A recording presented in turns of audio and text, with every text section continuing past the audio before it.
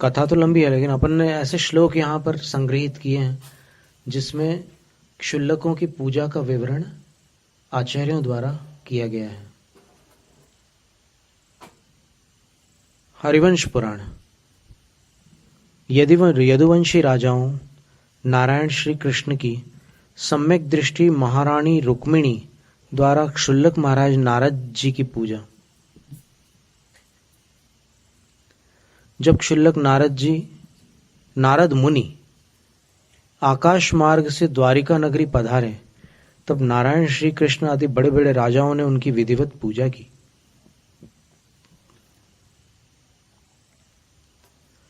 सर्ग क्रमांक 42, श्लोक 1, 4, 8, 9।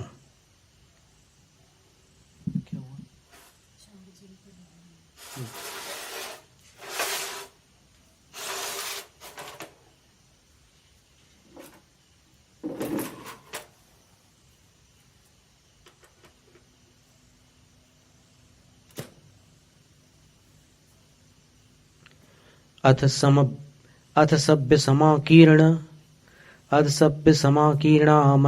यादवीन सभाम आजगाम नभोगामी नारदो नभसो मुनि।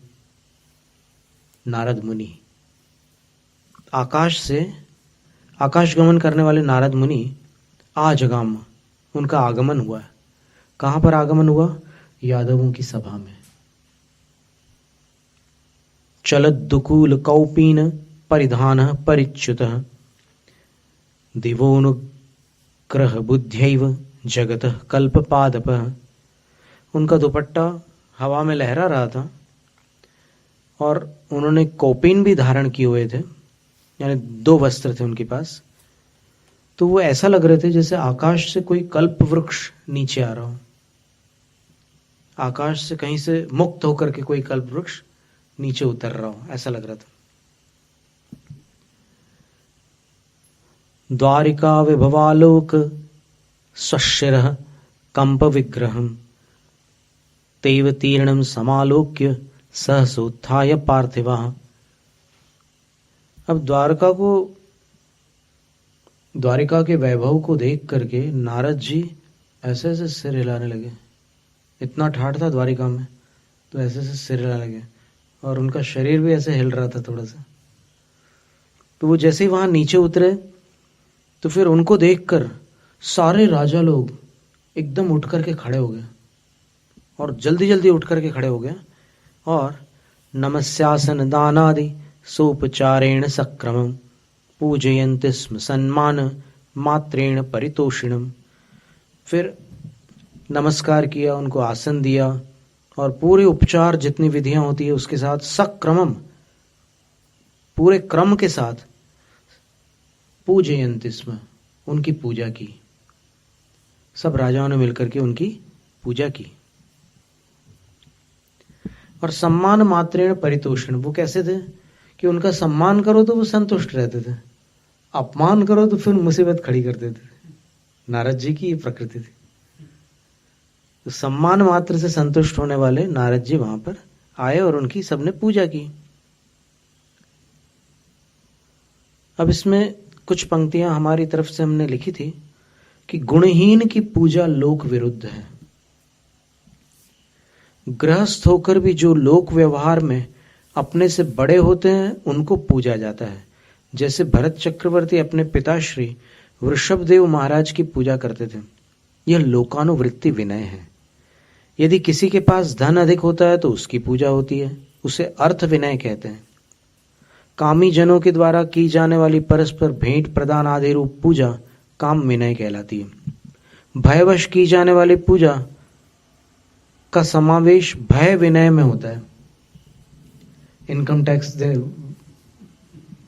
की जब रेड होती है तो फिर नीचे से जो पूजा होती है ना, वो भय विनय है। और इन चारों विनयों के योग्य एक भी गुण नारद मुनि के पास नहीं था। ये गंभीर बात है कि इन 4 प्रकार के विनयों में से एक भी गुण नारद जी के पास नहीं था। नारद मुनि के पास कौन सा गुण था? तब क्या यदुवंशी राजाओं की सभा में लौकिक वैभव से रहित नारद मुनि का पूजित होना यह सूचित नहीं करता कि उनकी पूजा मोक्ष विनय थी? यानी अंतिम विनय तो मोक्ष विनय बचती है। इन 4 विनयों के योग्य तो नारद जी थे नहीं, तो फिर कौन सी विनय के अंतर्गत उनकी पूजा की गई थी? यह प्रश्न हमने रखा था। भावार्थ, पूजा में कारणभूत जो गुण आर्यिका और क्षुल्लकों में होते हैं, वे गुण उन्हें मोक्ष विनय के अंतर्गत पूजा का पात्र ही बना सकता है, लौकिक पूजा का पात्र नहीं।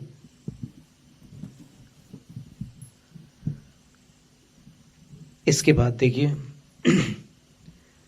क्षुल्लक नारद मुनि द्वारा सीमंदर भगवान के समोसरण से, सीमंदर भगवान के समोसरण से,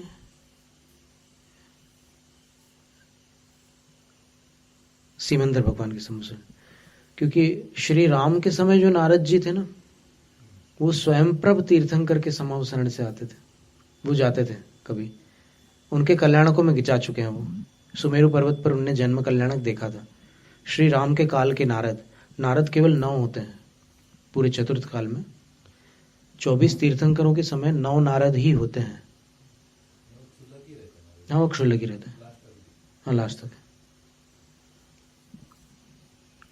तो वो जो नारद मुनि थे ना श्री राम के समय के, वो स्वयंप्रभ तीर्थंकर भगवान से जुड़े हुए थे। और ये वाले जो नारद जी थे श्री कृष्ण जी के समय वाले, ये सीमंदर भगवान के पास से आए थे। तो अब देखिए रुक्मिणी का और इनका वार्तालाप। भगवन, हे भगवन, देखो नारद जी को रुक्मिणी, सम्यक दृष्टि रुक्मिणी क्या कह रही है? भगवन। अद्य, आज, वात्सल्योद्यत चेतसा, वात्सल्य में उद्यत चित्त वाले त्वया आपने, में इदम पर दुष्करम बंधु कार्यम सद्य कृतम, मेरे लिए दूसरों द्वारा कठिनाई से करने योग्य अथवा दूसरों के लिए कठिन बंधुजनों का कार्य शीघ्र ही कर डाला है। यानी मेरा पुत्र कोई उठाकर ले गया और आप उसका समाचार लेकर के आ गए। ये बाकी लोगों के लिए संभव नहीं था ये कार्य, लेकिन आपने समाचार ला करके बहुत बड़ा काम कर दिया।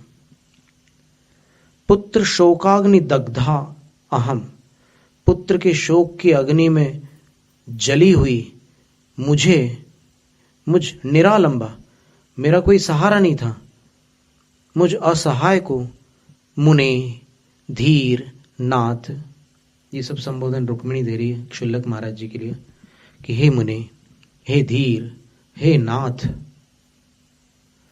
त्वया हस्तावलंबनम दत्वा, आपने अपने हाथ का सहारा देकर साधारिता, आधार युक्त कर डाला। अर्थात मैं तो शोक में डूब गई थी, पर आपने मुझे बचा लिया। इह, इस जगत में, सर्वज्ञेन सीमंदरेशेन, सबको जानने वाले सीमंदर स्वामी ने, यत यथा प्रोक्तम, जो जैसा कहा है, तत् तथास्ति, वह वैसा है। जैसा भगवान ने कहा है वो वैसा है। मम जीवन्त्याह पुत्र दर्शनम अवश्यम, मेरे लिए जीते जी पुत्र का दर्शन निश्चित है। जिन वाक्येन कठिनीभूत मानसा जीवामि, जिनेन्द्र के वचन से दृढ़ हुआ है मन जिसका, ऐसी मैं जीवित रहती हूं। नहीं तो उसका क्या हाल हुआ होगा कोई कल्पना नहीं कर सकता कि एकदम नवजात प्रद्युम्न जो उनका पुत्र था उसको उठा के ले गया कोई, और यहां तो हाहाकार मच गया था।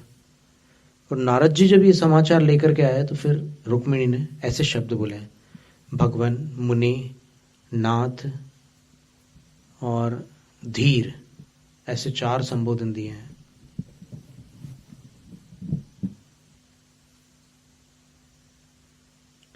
अधुना तम स्वेच्छम व्रज, अब आप अपनी इच्छानुसार जाइए, ते पुनर्दर्शनमस्तु, आपका फिर से मुझे दर्शन प्राप्त हो। ये रुक्मिणी ने कहा। सब प्रणामम, जिन्हें प्रणाम सहित इति, इस प्रकार प्रोक्तः, कहा गया है।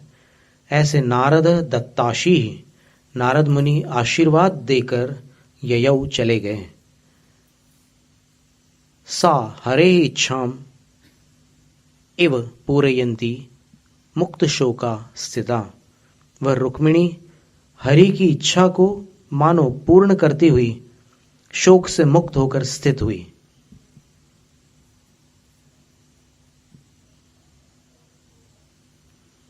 अब इसमें देखने की बात यह है कि इस प्रसंग में सम्यक दृष्टि रुक्मिणी महारानी ने शुल्लक महाराज को भगवान संबोधन दिया है, पश्चात मुनि नाथ जैसे संबोधन भी दिए हैं। इस पर यह विचारने योग्य है कि क्या यह संबोधन किसी गृहस्थ अथवा असाधु के योग्य हैं? क्या गृहस्थ लोग अपने आपस में नाथ या फिर भगवान बोलते हैं एक दूसरे को? कभी नहीं बोल सकते।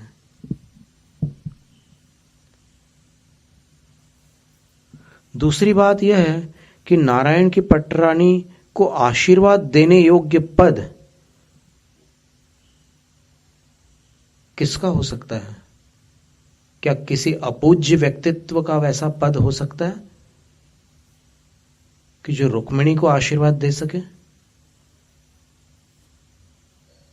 यदि वो अपूज्य होते हैं तो रुक्मिणी को आशीर्वाद देने का अधिकार होता क्या उनको?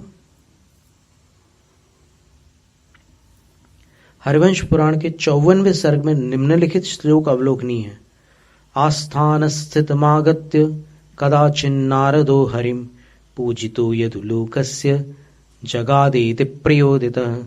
किसी समय यादव जगत के पूजित इष्टभाषी नारद ने आकर के सभा मंडप में विराजमान नारायण को इस प्रकार कहा।